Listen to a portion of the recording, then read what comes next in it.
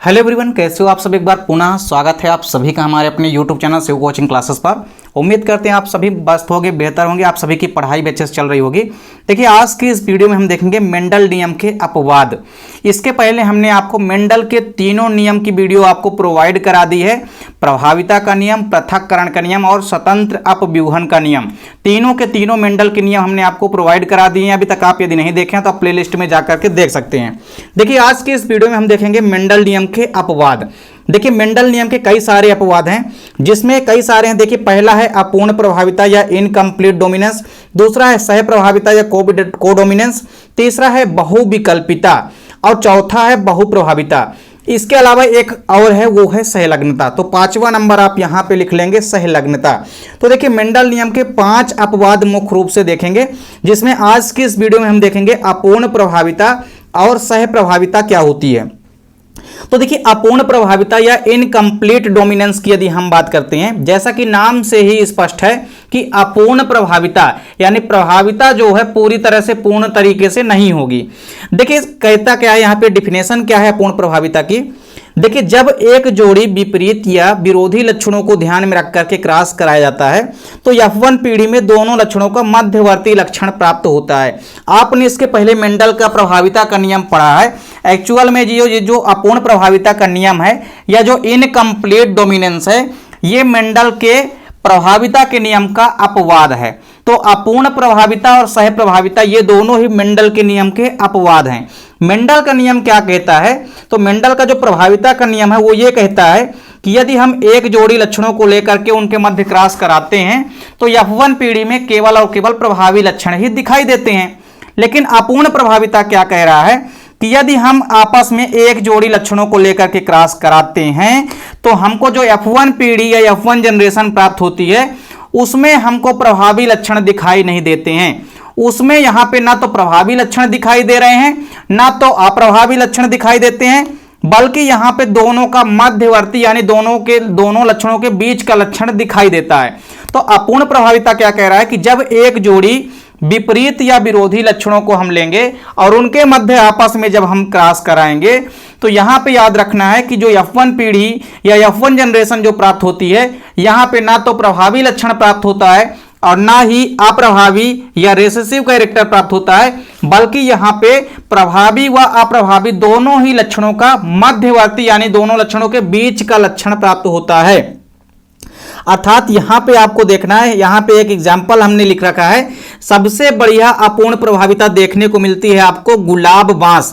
इसका प्रचलित नाम है मिराबिलिस जलापा, ग्रामीण भाषा में इसे हम कहते हैं गुलाब बांस। तो मिराबिलिस जलापा में आप देखे होंगे कि गुलाबी रंग के फ्लावर आपको दिखाई देते हैं, यानी कि पिंक कलर के फूल आपको दिखाई देते हैं।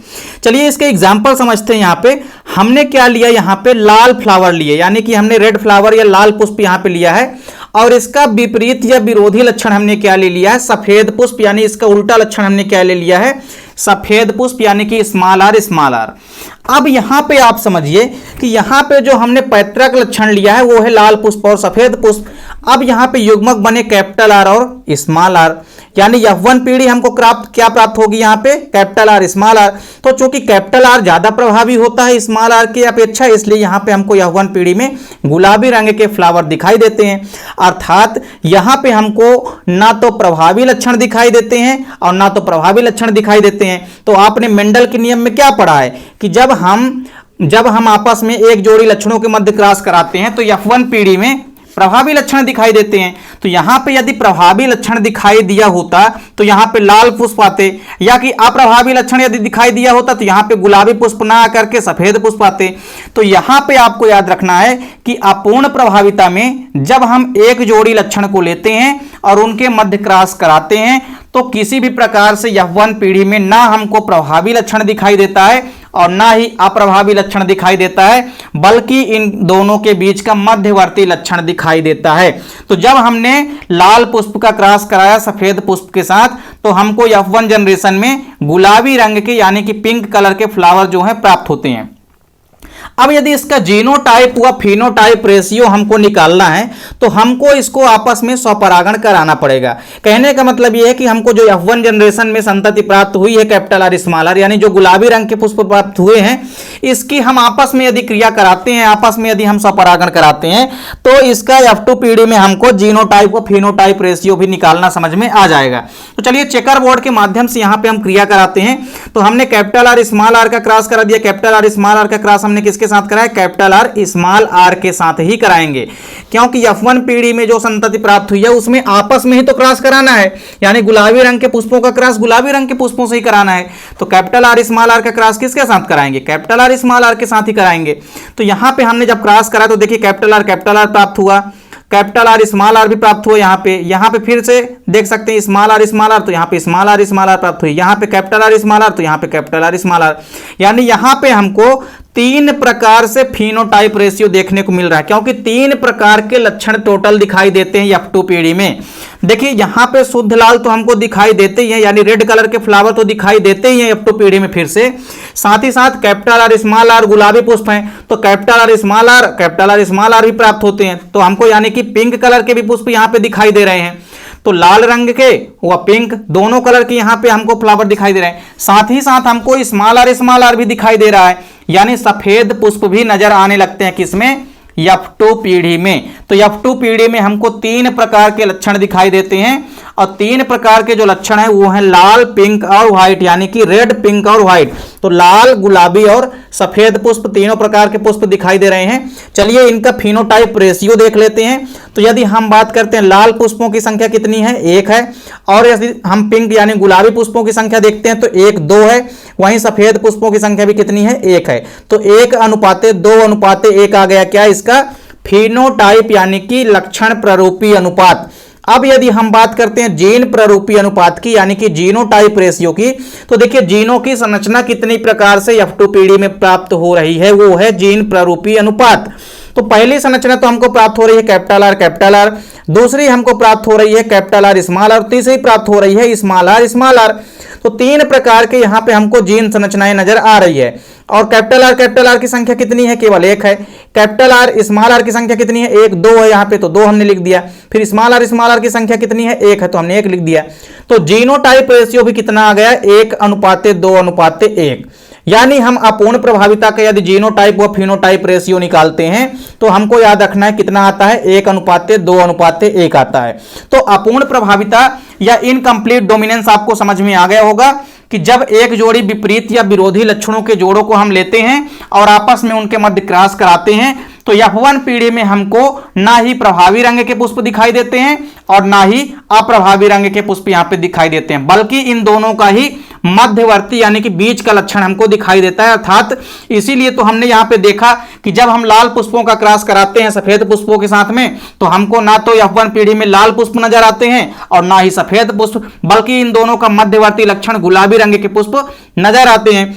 तो इस प्रकार से आपको याद रखना है कि अपूर्ण प्रभाविता मेंडल के प्रभाविता के नियम का अपवाद है। मेंडल का प्रभाविता का नियम क्या कहता है कि F1 पीढ़ी में केवल और केवल प्रभावी लक्षण ही दिखाई देंगे, लेकिन अपूर्ण प्रभाविता में यहां पे ना तो प्रभावी लक्षण दिखाई देता है ना ही अप्रभावी, बल्कि यहां पे मध्यवर्ती लक्षण प्राप्त होता है। तो यह मेंडल के नियम का अपवाद है। इसके बाद हम देखते हैं कोडोमिनेंस यानी कि सह प्रभाविता क्या होता है। तो देखिए सह प्रभाविता की यदि हम बात करते हैं तो जब एक जोड़ी विपरीत या विरोधी लक्षणों के जोड़ों को हम ध्यान में रख करके क्रॉस कराते हैं तो F1 पीढ़ी में दोनों ही लक्षण जो प्राप्त हुए हैं वो अपना समान प्रभाव उत्पन्न करते हैं, इसे ही सह प्रभाविता कहते हैं। अब देखिए यहां पे परिभाषा से ही आपको समझ में आ जाएगा, डेफिनेशन से ही आप यहां पे समझ सकते हैं परिभाषा क्या होगी सह प्रभाविता की। तो सह प्रभाविता का मतलब है कि जब हम एक जोड़ी विपरीत लक्षणों के मध्य आपस में क्रॉस कराएंगे, कहने का मतलब यह है कि जब हम आपस में यहां पे 2 पुष्पों के मध्य क्रॉस कराएंगे, और यहां पे हमको एक चीज ये भी याद रखना है कि जब हम 2 लक्षण लेंगे अर्थात एक जोड़ी लक्षण लेंगे, तो हमने मान लीजिए यहां पे एक जोड़ी लक्षण क्या ले लिया, जैसे आपने इसका सबसे बड़ी एग्जांपल क्या देखा होगा, चितकबरे कलर के मवेशी आप लोगों ने देखे होंगे। आप लोगों ने अक्सर अपने ग्रामीण क्षेत्रों में देखा होगा कि जो मवेशी होते हैं एक ही मवेशी के शरीर में 2 अलग अलग प्रकार के रंग विद्यमान होते हैं। अर्थात जानवरों के अंदर आपने देखा होगा कि 2 कलर जो हैं उनकी बॉडी में प्रेजेंट होते हैं अर्थात पाए जाते हैं। तो कुछ मवेशियों में जो उनकी त्वचा का रंग होता है ना, वो सह प्रभाविता दर्शाता है। सह प्रभाविता का मतलब है कि देखिए हमने यहाँ पे क्या ले लिया, हमने मान लीजिए यहाँ पे कैपिटल आर लिया, इसका क्रॉस हमने करा दिया किसके साथ, स्मॉल के साथ। तो हमने यहाँ पे दो पैतृक लक्षण लिए हैं, कैपिटल आर और स्मॉल आर। अब हम आपस में इनका क्रॉस कराएं, तो आपस में जब हम इनका क्रॉस कराएं तो F1 पीढ़ी में यदि ये दोनों ही लक्षण, ये वाले लक्षण और ये वाले लक्षण, यदि दोनों ही लक्षण F1 पीढ़ी में अपना समान प्रभाव उत्पन्न करते हैं तो इसे हम कहते हैं सह प्रभाविता। तो सह प्रभाविता का मतलब है कि जब हम एक जोड़ी लक्षण लें, अर्थात एक लक्षण हम लें और उस एक लक्षण का कोई विपरीत या उल्टा लक्षण लें और दोनों के मध्य जब हम क्रॉस या संकरण कराते हैं तो F1 पीढ़ी में याद रखना है कि यदि दोनों लक्षण अपना समान प्रभाव उत्पन्न करते हैं तो इस क्रिया को हम कहते हैं सह प्रभाविता। तो सह प्रभाविता का सबसे बढ़िया एग्जाम्पल आपको याद रखना है, जो मवेशी होते हैं, मवेशियों में जो उनकी त्वचा का रंग होता है वह सह प्रभाविता दर्शाता है। अब आपको यहां पे एक एग्जाम्पल के माध्यम से देखना है, जैसे यदि लाल मवेशियों का क्रॉस हम सफेद मवेशी के साथ कराएं तो होगा क्या कि F1 संकर अर्थात जो F1 जनरेशन या F1 पीढ़ी हमको प्राप्त होगी उसमें चितकबरे रंग के मवेशी प्राप्त होते हैं। अब देखिए यहां पे आप क्रॉस भी करा करके देख सकते हैं, जैसे हमने यहां पे लाल मवेशियों का क्रॉस कराया किसके साथ, हमने कराया सफेद मवेशियों के साथ। तो देखिए F1 पीढ़ी में जो प्राप्त होगी F1 जनरेशन, उसमें हमको चितकबरे कलर के मवेशी दिखाई देते हैं, अर्थात उसमें दो अलग अलग प्रकार के रंग दिखाई देंगे। आप अक्सर गायों में देखे होंगे जो उनके बछड़े होते हैं उनमें दो अलग अलग प्रकार के रंग विद्यमान होते हैं। तो हमने यदि लाल मवेशी का क्रॉस कराया सफेद मवेशी के साथ में तो उनमें F1 पीढ़ी में जो संतानें प्राप्त होगी वो चितकबरे कलर के मवेशी प्राप्त होंगे। तो लाल मवेशियों का क्रॉस यदि हम सफेद मवेशियों के साथ कराते हैं तो चितकबरे रंग के मवेशी प्राप्त होंगे। इस प्रकार से आप समझ सकते हैं कि यहाँ पे लाल मवेशी ना तो अपने लक्षण प्रभाव उत्पन्न कर रहे हैं F1 पीढ़ी में और ना ही सफेद मवेशी के लक्षण अपना प्रभाव उत्पन्न कर पाते हैं, बल्कि दोनों ही अपना समान रूप से प्रभाव उत्पन्न करते हैं। इसीलिए तो चितकबरे कलर के मवेशी F1 जनरेशन में प्राप्त होते हैं। सेम आपको फिर स्वपरागण कराना है। F1 जनरेशन या F1 पीढ़ी में हमको चितकबरे मवेशी प्राप्त हुए हैं। अब आपस में यदि हम चितकबरे मवेशियों के मध्य क्रॉस कराते हैं, अर्थात कैपिटल आर स्मॉल आर हम आपस में यदि इनका क्रॉस कराएं या हम इनमें आपस में स्वपरागण कराएंगे तो देखिए कैपिटल आर स्मॉल आर है, इसका क्रॉस हमको कैपिटल आर स्मॉल आर के साथ ही कराना है। तो कैपिटल आर स्मॉल आर और इधर क्या हो गया कैपिटल आर स्मॉल आर, आपस में क्रिया करा दीजिए चेकर बोर्ड के माध्यम से। तो आ गया यहाँ पे क्या कैपिटल आर भी प्राप्त हो गए, कैपिटल आर स्मॉल आर भी प्राप्त हो गए और इसके साथ साथ में स्मॉल आर भी प्राप्त हो गए। अर्थात कहने का मतलब यह है कि हमको F2 पीढ़ी में तीन अलग अलग प्रकार के लक्षण दिखाई देते हैं।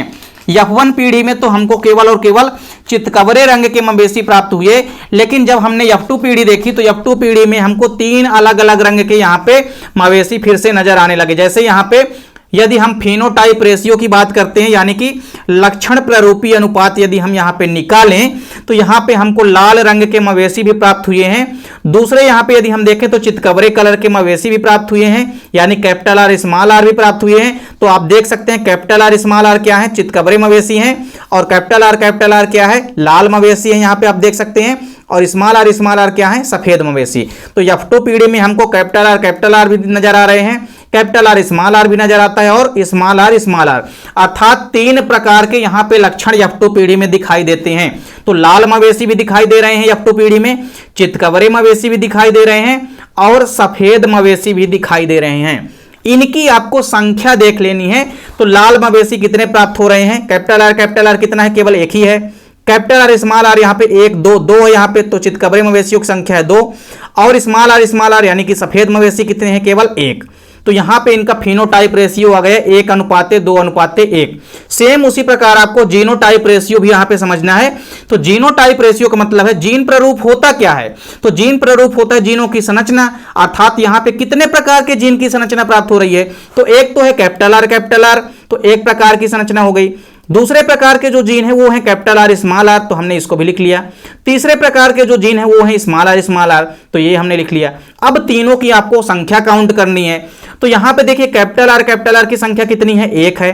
कैपिटल आर स्मॉल आर की संख्या कितनी है 1 2, तो यहां पे हमने 2 लिख लिया। फिर स्मॉल आर की संख्या कितनी है 1, यानी हमने यहां पे 1 लिख लिया। तो जीनोटाइप रेशियो भी कितना आ गया 1:2:1, अर्थात 1:2:1। तो दोनों में ही आपने देखा कि अपूर्ण प्रभाविता और सह प्रभाविता में जो जीनोटाइप व फिनोटाइप रेशियो आता है वो 1:2:1 आता है। तो यह भी मेंडल के नियम का अपवाद है। तो मेंडल का यह भी प्रभाविता के नियम का ही अपवाद है। प्रभाविता का नियम क्या कहता है कि F1 पीढ़ी में केवल और केवल प्रभावी लक्षण दिखाई देते हैं, जबकि यहां पे आपको क्या देखने को मिल रहा है, सह प्रभाविता में आपको यह देखने के लिए मिल रहा है कि F1 पीढ़ी में केवल और केवल डोमिनेंट कैरेक्टर ही दिखाई नहीं दे रहे हैं, बल्कि यहां पे दोनों ही लक्षण अपना समान रूप से प्रभाव उत्पन्न करते हैं F1 पीढ़ी में या F1 जनरेशन में। तो लाल रंग के मवेशी भी अपना प्रभाव उत्पन्न कर रहे हैं और सफेद रंग के मवेशी भी अपना प्रभाव उत्पन्न कर रहे हैं F1 पीढ़ी में। इसीलिए तो यहां पे हमको चितकबरे कलर के मवेशी प्राप्त होते हैं, अर्थात मान लीजिए जो मवेशी प्राप्त होगा F1 पीढ़ी में उसमें दोनों रंग के कलर जो है विद्यमान होंगे। तो इस प्रकार से आपने देखा कि अपूर्ण प्रभाविता व सह प्रभाविता क्या होती है। तो ये दोनों ही मेंडल के अपूर्ण प्रभाविता नियम के अपवाद हैं। दोनों क्वेश्चन काफी इंपॉर्टेंट है, अक्सर एग्जाम में पूछे जाते हैं, इसलिए इनको आपको अच्छे से तैयार करना है। उम्मीद करता हूं वीडियो पसंद आई होगी। वीडियो अच्छी लगे तो लाइक और कमेंट जरूर कीजिए, साथ ही साथ दोस्तों के बीच ज्यादा से ज्यादा वीडियो को शेयर कीजिए। चैनल पे यदि नए हैं तो चैनल को सब्सक्राइब अवश्य कर लें। मिलते हैं नेक्स्ट वीडियो में, तब तक के लिए जय हिंद, वंदे मातरम।